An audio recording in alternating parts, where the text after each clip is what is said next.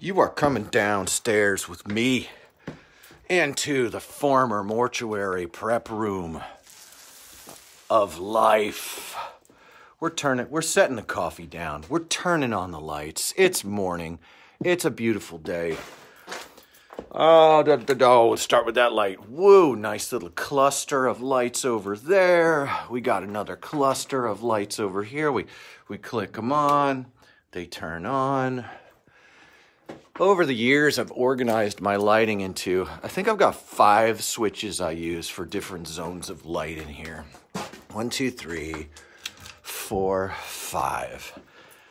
Yeah, and then I've got a couple of supplementary light sources in here. I'm not, I had some YouTube Wunderkinds who gave me some counsel. This summer, they're going to be off from college and school, and they're going to come in and they're going to help me with my media.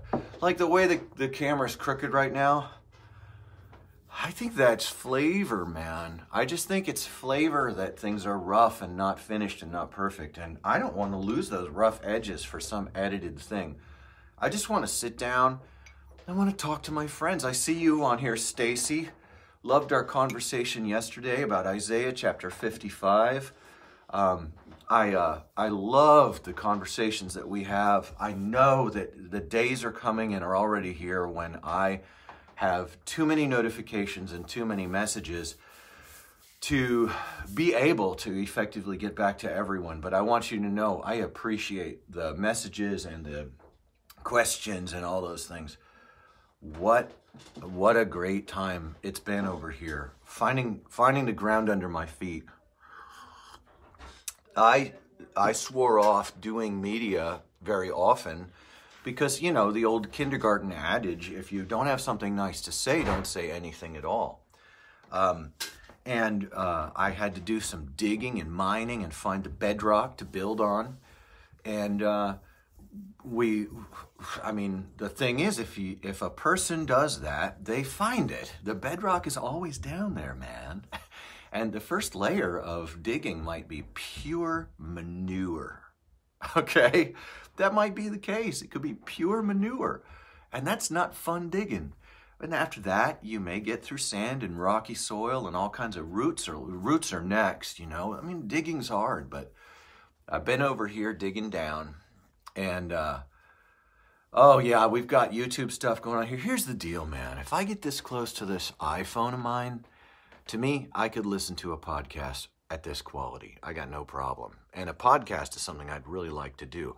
The thing is, I got this job with Life Skateboards, and Life Skateboards is a platform for all of the maker-made skateboards. Right now, everything's shaken up. And the industry is ratcheting up the prices. Wholesale prices on raw skateboard decks, it just doubled. It doubled. Now in 1982, a skateboard deck was $45. Today, in today's money, that's $121. Over in Europe, they're already charging that even for Chinese factory garbage. They're charging $120 for a deck. Over here in America, why did we leave it so low? Let me tell you why. Behind the guise of your skate shop being the great supporter of your culture, the great pontifex of the local scene, behind that guise was this mechanism. If I keep skateboard decks cheap and they break often, the kid coming in will buy new skateboard decks, yes, and there's a margin there. But the thing that the kids will always buy, this is through the 90s and into the mid-2000s. But that kid, even the 2010s, that kid who comes in, or that grown person who comes in, they will buy a pair of shoes. And at that time, skate shops had keystone margins on pairs of shoes. Mass money. So keep decks cheap, keep them garbage.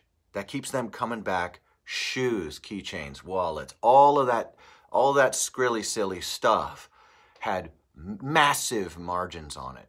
and just harvesting money on even stickers, charging, $5 for a big sticker that literally costed 70 cents to make, $5 on a buck to buy.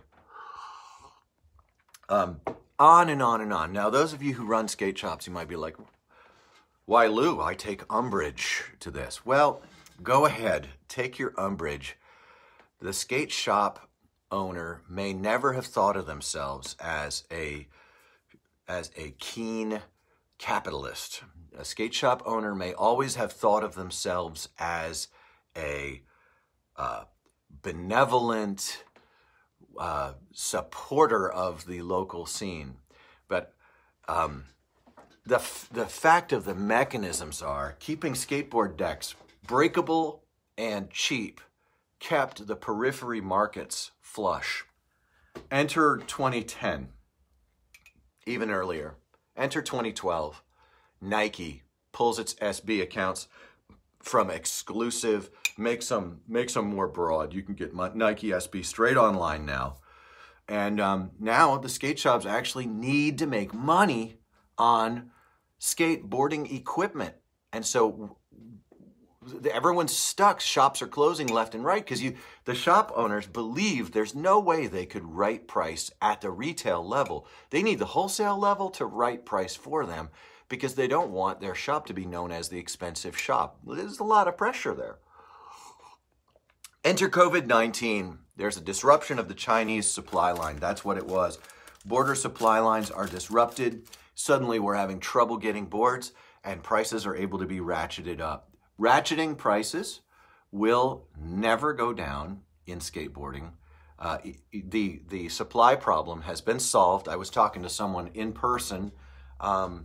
When was it? Yesterday, I thought. Maybe the day before. Yeah, it was a skate shop owner I was talking to, and he said, yeah, there was a big problem for a couple of months.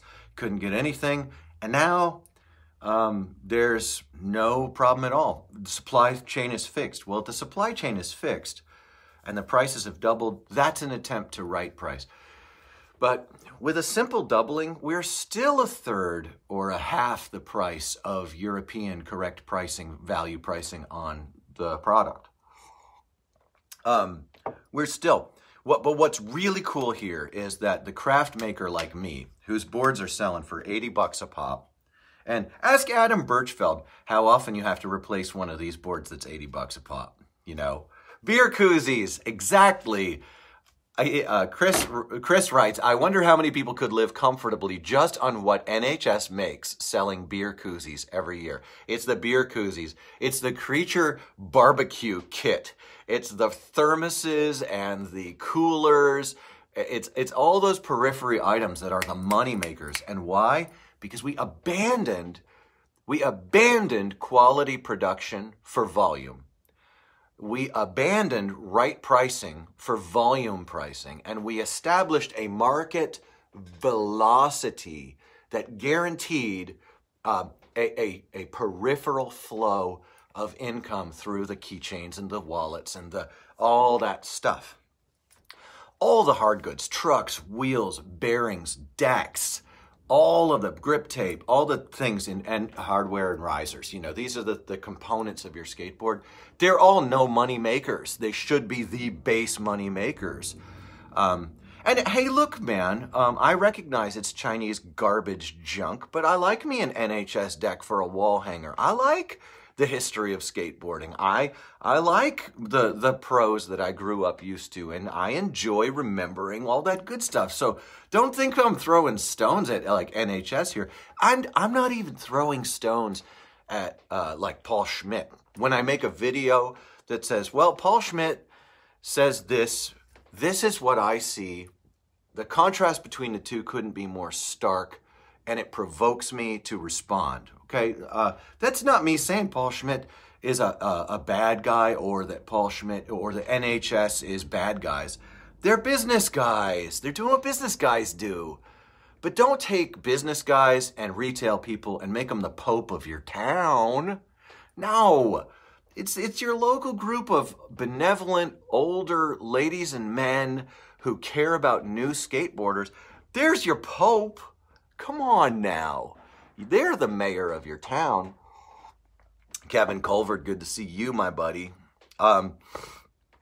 So we've got an interesting development between my conversation with a skate shop owner and some intel I got through the Makers Movement this morning through Mike Villalobos of Outcast and Gentleman's Skate Club. We've got really neat things happening that are going to normalize and take some of the shock off of the $80, the $90. We have different products that we sell, us makers. I mean, even I, working for Life Skateboards, this is a workshop associated with Life Skateboards. I still make custom work in here. I've got orders in right now for custom boards. I've got 2 to make this week. I've got another one that's in negotiation. And of course, I'm going to drive those boards up to Muncie and put linos on them because I am in Life Skateboards. But I'm also in the Makers Movement, and keeping small work done by small shops is going to be essential that we value the small makers. I think that the cost of a custom-made skateboard will never be less than $100 from here on out, and it's still $20 value lower than a Chinese deck in London or Germany. I saw decks on the wall for 70 pounds, guys. 70 pounds. If you know, I saw this in I can't remember. Much love to Dreddy and David and all the guys. I can't remember when I was there. Randy Wakefield, good to see you on here. He writes, good morning, Lou, and he writes it M-O-U-R-N-I-N-G. I think that's a cute irony. I hope you meant it because I'm in a former mortuary prep room workshop space, and I couldn't be happier. But I'm relatively, I'm coming there. Yes, Sam, I'm headed to Muncie. I'll be off of here in a minute. I'm loaded and ready to go. Yes, friends, I'm going to Muncie today, and I'm going to set up a camera in the truck and see if I can do a talk segment on the way to Muncie and just fart around with how well can I do that without, I want it to be like a phone call. I don't want to be looking at anything else. But you guys, the trip from Cincinnati to Muncie is not without a certain beauty, but it is definitely through southern Indiana. Get in the truck. Okay, I'm going to get in the truck. Sam says get in the truck. I'm going to get off of here, guys. Get in the truck, but I'm not going to sit in the truck. I'm going to get out of the truck in 2 hours, and I'll be in Muncie. Catch you guys there. We'll talk later. Thanks, everybody.